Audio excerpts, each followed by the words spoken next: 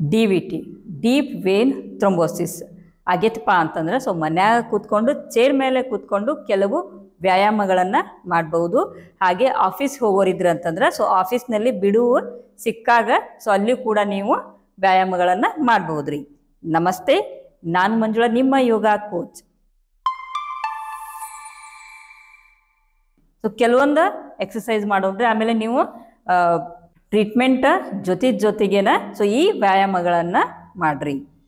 So ವ್ಯಾಯಾಮ ಮಾಡಕತ್ತೇನೆ ಅಂತೇಳಿ treatment ತೊಗೊಳೋದು ಬಿಡಕ್ಕೆ ಹೋಗ್ಬೇಡ್ರಿ. So first exercise ankle pump ಅಂತ ಹೇಳ್ತಾರೆ ಇದಕ್ಕೆ. ಸೊ ಮೊದಲು ಈ ರೀತಿ ಪಾದನ ಸ್ಟ್ರೆಚ್ ಮಾಡ್ತೀರಿ, ಮೇಲೆ ತಗೋತೀರಿ, ನಂತರ ಕೆಳಗೆ ಈ ರೀತಿ ಇದೇ ರೀತಿ 10 ರಿಂದ 15 ಬಾರಿ ಮಾಡ್ತೀರಿ. ಅವಸರ ಮಾಡಕ್ಕೆ ಹೋಗ್ಬೇಡ್ರಿ, ಆರಾಮ್ ಮಾಡಿರಿ. ಸೊ ಈ ರೀತಿ ಮ್ಯಾಲೆ ತಗೋರಿ ಪಾದನ, ಮತ್ತು ಕೆಳಗೆ ಸ್ಟ್ರೆಚ್ ಮಾಡ್ತೀರಿ. ಸೊ ಮ್ಯಾಲೆ ಈ ರೀತಿ ಸ್ಟ್ರೆಚ್ ಮಾಡ್ತೀರಿ ಮತ್ತು ಕೆಳಗೆ. ಸೊ ಈ ಕಾಲು ಆದಮೇಲೆ ಈ ಕಾಲು ಕೂಡ ಮಾಡಬೇಕು. ಮ್ಯಾಲೆ ತಗೋರಿ, ಕೆಳಗೆ ತಗೋತೀರಿ. ಸೊ ಮ್ಯಾಲೆ ಕೆಳಗೆ. ಸೊ ಎರಡೂ ಕಾಲುಗಳನ್ನು ಮಾಡ್ಬೇಕ್ರಿ. ಆಮೇಲೆ ಒಂದೊಂದು ಕಾಲಿನಲ್ಲಿ 10 ರಿಂದ 15 ಬಾರಿ ಮಾಡಿರಿ. ಸೊ ಎರಡೂ ಕಾಲನ್ನು ಮಾಡೋದ್ರಿ. ಈಗ ಸ್ಟ್ರೆಚ್ ಮಾಡೋದು, ಕೆಳಗೆ ಸ್ಟ್ರೆಚ್ ಮಾಡ್ತೀವಿ, ಮೇಲೆ ಸ್ಟ್ರೆಚ್ ಮಾಡ್ತೀರಿ, ಕೆಳಗೆ, ಮೇಲೆ, ಕೆಳಗೆ. ಇದನ್ನು ಕೂಡ 10 ರಿಂದ 15 ಬಾರಿ ಮಾಡಿರಿ. Second one.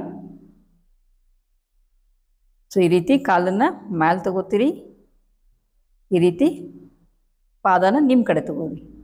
ತಗೊಂಡು ಮತ್ತಿಲ್ಲ ಕೌಂಟ್ ಮಾಡ್ಕೊರಿ, 1 2 3 4 5.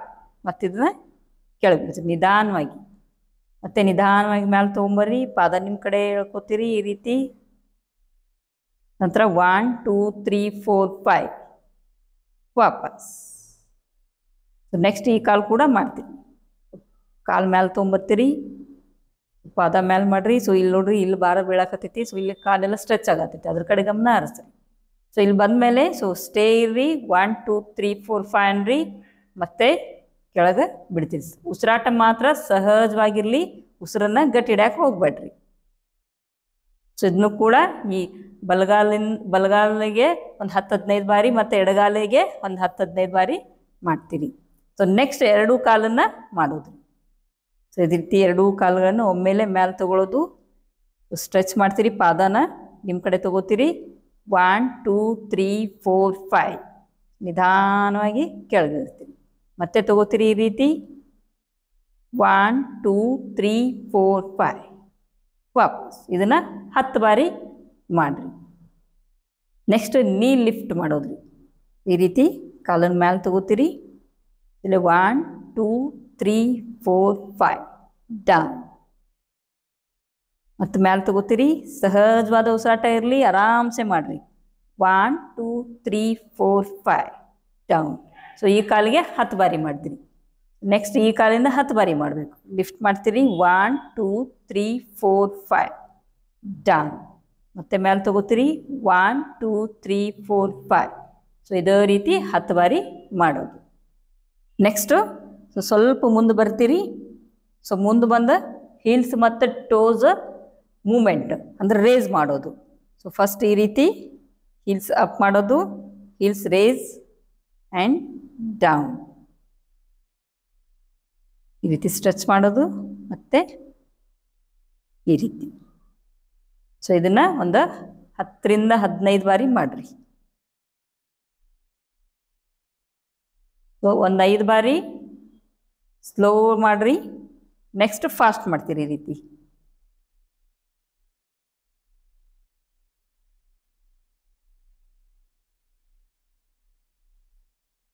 ಈ ರೀತಿ ಮಾಡಿರಿ.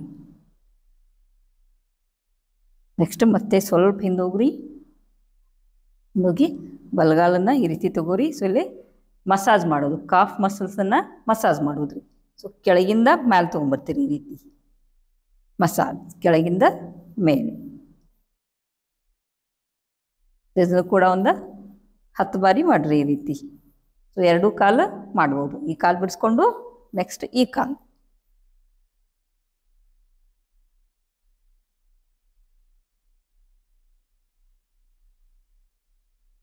ವಾಪಸ್ ನೀವಿಷ್ಟು ವ್ಯಾಯಾಮಗಳನ್ನು ಪ್ರತಿದಿನ ಮಾಡಿರಿ.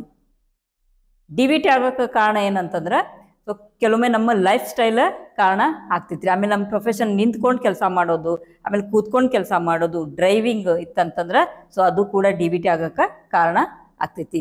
ಕೆಲವೊಮ್ಮೆ ನಮ್ಮ ಸ್ಥೂಲಕಾಯತೆ, ಸೊ ಅಧಿಕ ತೂಕ ಹೊಂದಿದ್ವಿ ಅಂತಂದ್ರೆ ಸೊ ಕಾಲಿನ ಮೇಲೆ ನಮ್ಮ ದೇಹದ ಭಾರ ಬೀಳ್ತೈತಿ. ಆಮೇಲೆ ಕಾಲುಗಳಲ್ಲಿನ ರಕ್ತನಾಳಗಳಲ್ಲಿ ಸೊ ರಕ್ತ ಪರಿಚಲನೆ ಐತಲ್ಲ ಸೊ ಅದು ದುರ್ಬಲಗೊಳ್ಕೊಂತ ಹೋಗ್ತಂದ್ರೆ ಸೊ ಡಿ ವಿ ಟಿ ಆಗೋಕ್ಕೆ ಕಾರಣ ಆಗ್ತೈತ್ರಿ. ಆಮೇಲೆ ಏನು ಡಾಕ್ಟರ್ ಕನ್ಸಲ್ಟ್ ಮಾಡಿರ್ತಾರಲ್ಲ ಸೊ ಏನು ಟ್ರೀಟ್ಮೆಂಟ್ ಕೊಟ್ಟಿರ್ತಾರಲ್ಲ ಆ ಟ್ರೀಟ್ಮೆಂಟ್ ಜೊತೆಗೇನೆ ಈ ವ್ಯಾಯಾಮಗಳನ್ನು ಮಾಡಿರಿ. ಈ ವಿಡಿಯೋ ಇಷ್ಟ ಆದಲ್ಲಿ ಲೈಕ್ ಮಾಡಿರಿ, ಶೇರ್ ಮಾಡಿರಿ, ಸಬ್ಸ್ಕ್ರೈಬ್ ಮಾಡಿರಿ. ನಿಮ್ಮ ಅನಿಸಿಕೆಗಳನ್ನು ಕಮೆಂಟ್ ಮೂಲಕ ತಿಳಿಸ್ರಿ. ನಮಸ್ತೆ.